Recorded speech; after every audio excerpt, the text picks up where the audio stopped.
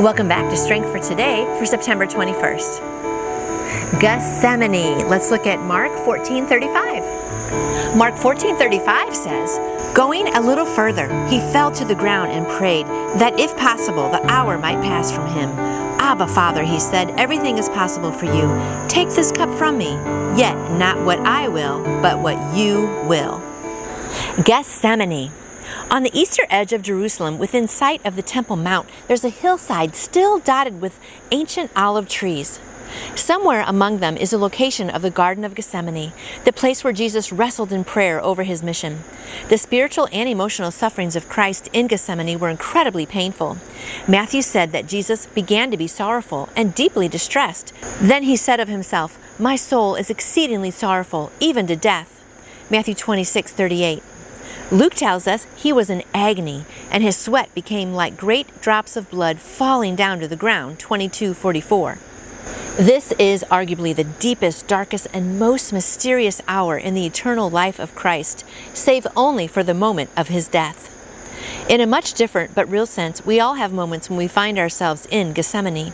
There are times when we have to say, "Father, not my will, but thine be done."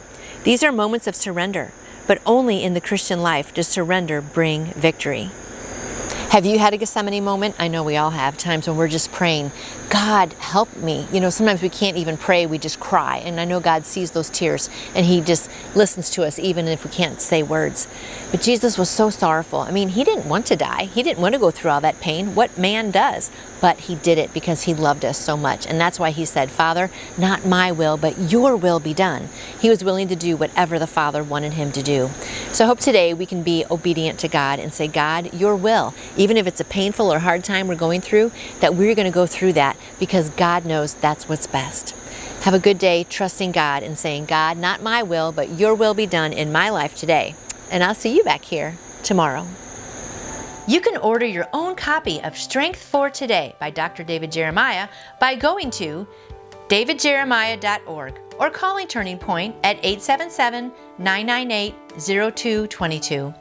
And I would like to answer any question you may have about faith in Jesus. Just email me through my website, nancyjoytoyou.com.